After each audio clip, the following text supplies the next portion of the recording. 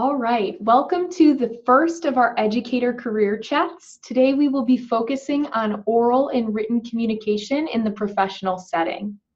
As an educator, you can make your impact in a variety of ways that align best with your interests, personality, and strengths. In this four-part Educator Career Chat series, you're going to learn some best practices for exploring your educator career paths and setting yourself up for success in the professional world. Professional communication is at the core of exploring career interests, networking, and professional success. So we thought that today, starting with professional communication would be a great move for us. As we get started, please utilize the private message feature to message me any questions that you or your group who is live streaming with us today have, and I'll work to answer them at the end of our brief workshop today. We're going to go ahead and get started. All right, so today we're going to discuss what are professionalism and communication. Why does professional communication matter? We're going to dive into some professional communication tips, and then we are going to discuss email etiquette. All right, so what is professionalism? I have a working definition up on the screen for you to view today, and you'll notice that being mindful of our nonverbal communication is one aspect of professionalism. But what are effective work habits? Effective work habits are certainly things like punctuality, working productively with others, and also time management. But there are also more things that employers are looking for from you. Employers are looking for applicants that are what we call career ready. Being career ready means possessing these 8 career competencies, which were developed by the National Association of Colleges and Employers, with responses from employers across all industries. In other words, these are effective work habits, or aspects that demonstrate your professionalism and work ethic in and outside of the workplace. You'll notice that written and verbal communication is one of the career competencies. And what we mean by written and oral communication is that you have the ability to articulate thoughts or ideas to others clearly and effectively, both orally and in written form. This is crucial to your professional success. Employers are looking for professionals who can speak in public, are able to express their ideas clearly and effectively, and are able to write and edit memos, letters, and other professional documents, especially technical reports. Moreover, employers are looking for the rest of these career competencies too.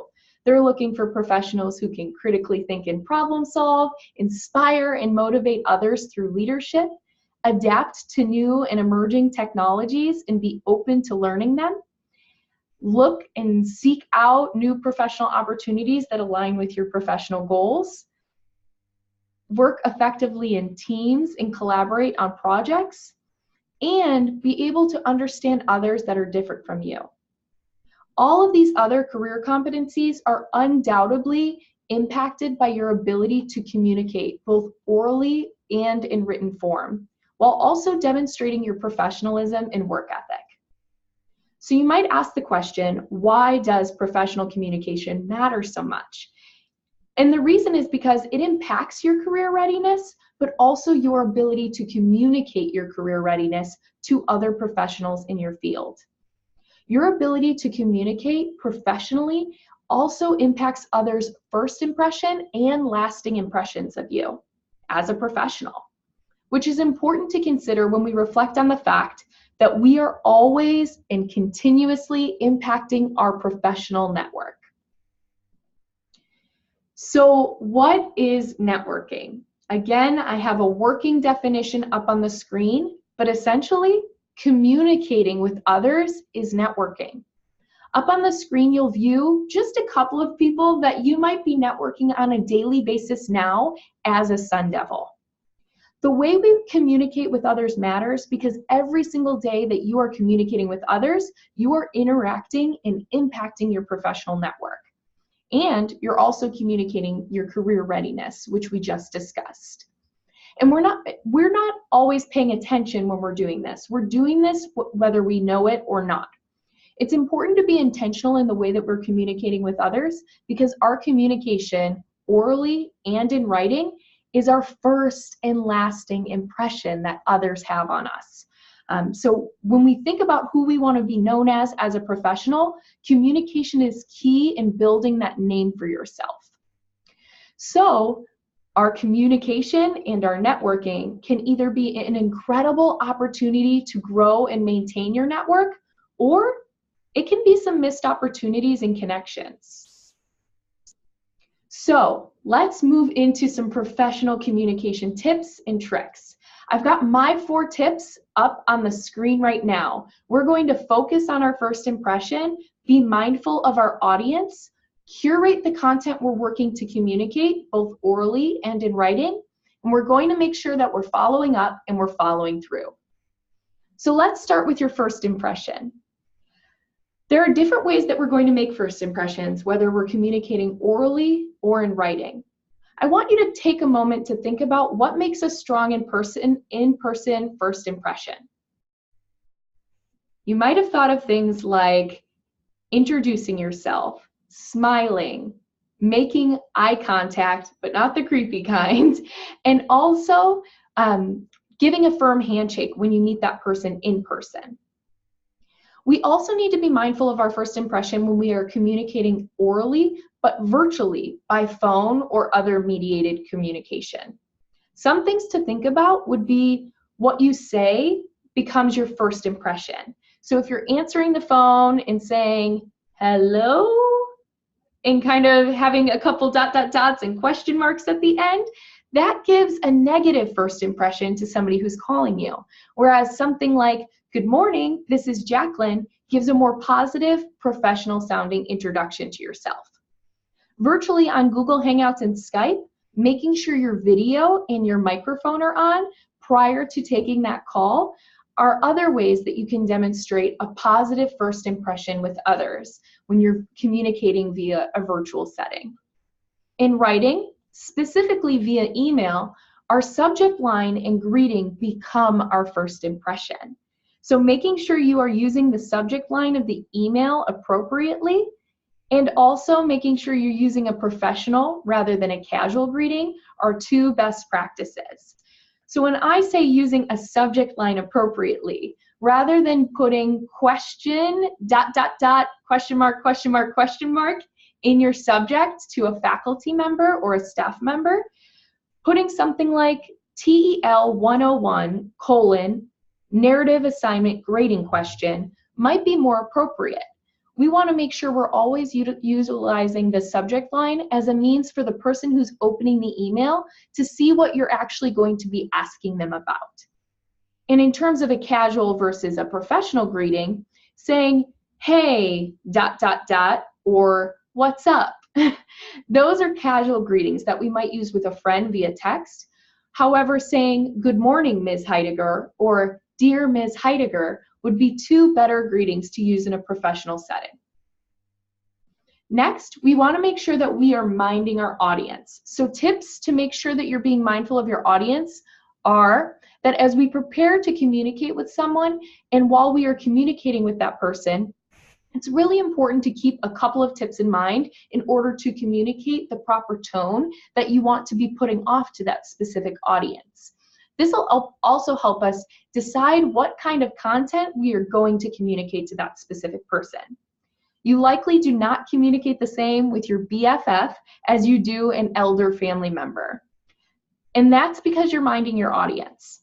So that my first tip is making sure that you're keeping in mind how well you know someone, their title, or any other hierarchical factors that might be important to note, and also that person's communication preferences.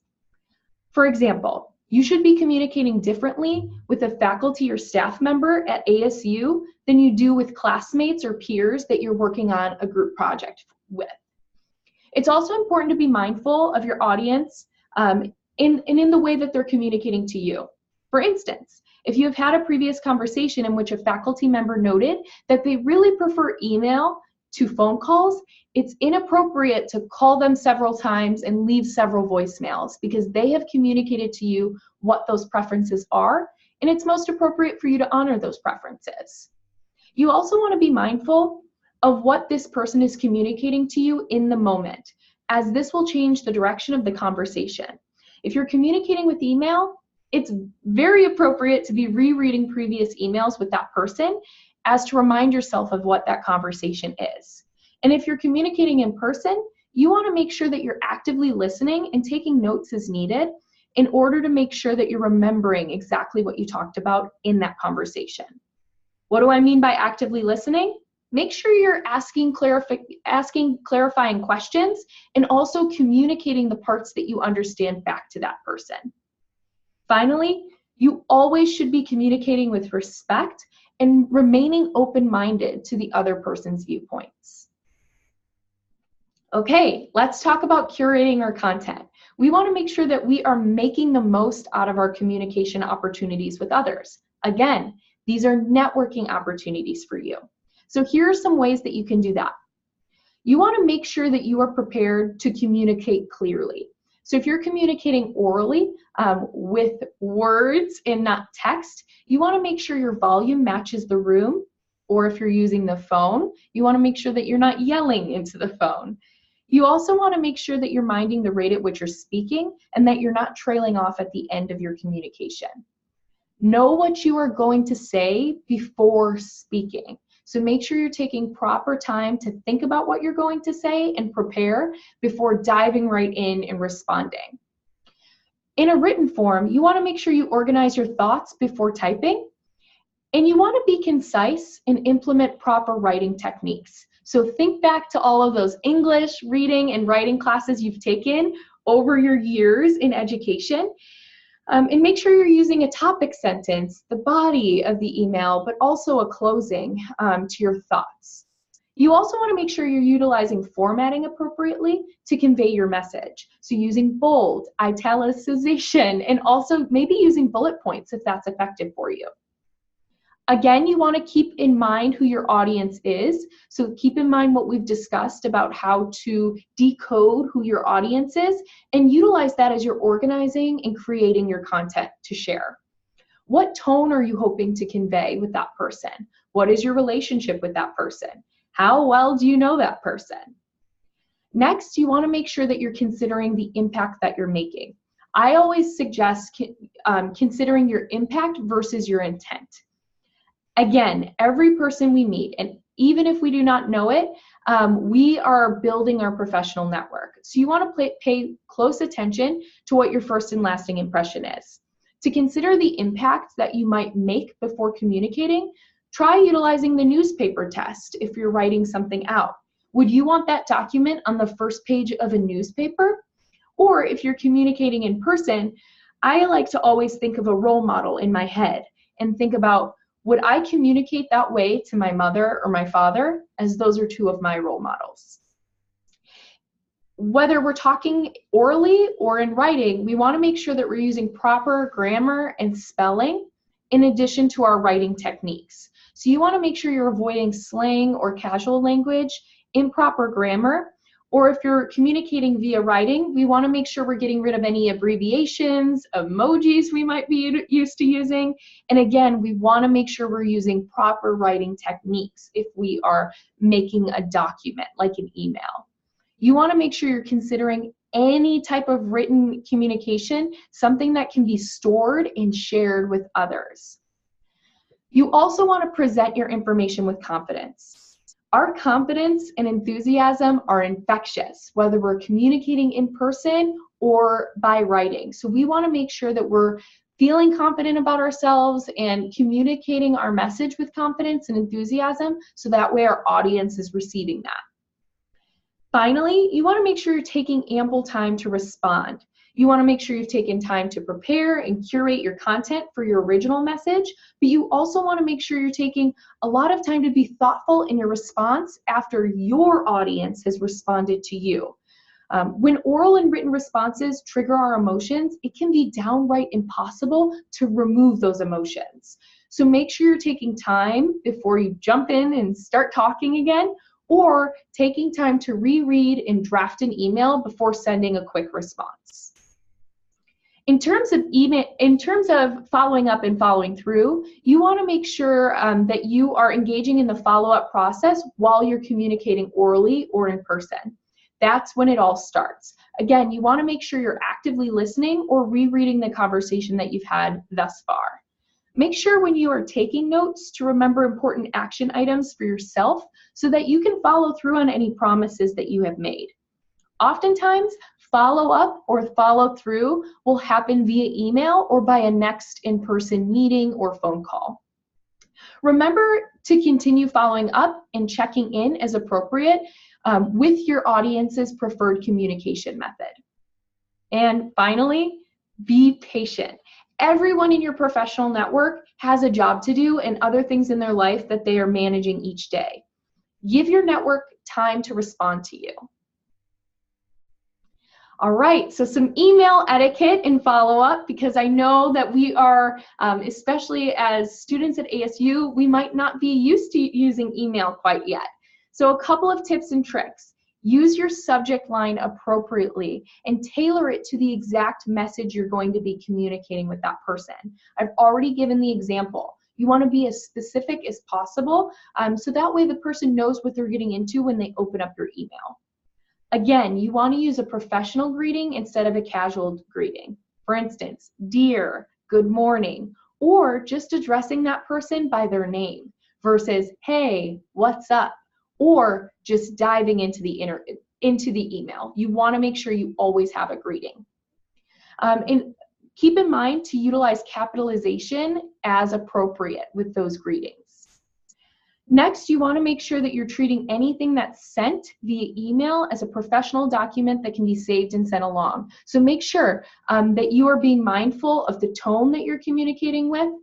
We might not always be communicating something positive via email, but it is important to remember our impact versus our intent. Finally, you want to make sure that you are exiting the email with a salutation. So you want to make sure to sign your email with a sincerely, best wishes, have a great day, etc. Something that sounds professional and not just saying, see you later, bye, anything like that. And you certainly want to make sure that you definitely are signing off. And then finally, you're going to want to make sure that you have an email signature. Common email signature pieces to have are your first and last name, your email, a phone number that they can reach you at, and then it's great to have your title or what kind of relationship you might have to that person that you're sending that email. So you might want to put your major. If you're communicating with an academic advisor, it's also helpful for you to have your ID number in that signature. All right, I'd like you to take just one moment to think about something that you can do within the next 24 hours to put you on the right path in your professional communication. And remember, the sooner you start, the further you are going to be able to go. So keep that in mind. And I am open for any questions that anyone might have. So feel free to chat me some questions and I'll answer them.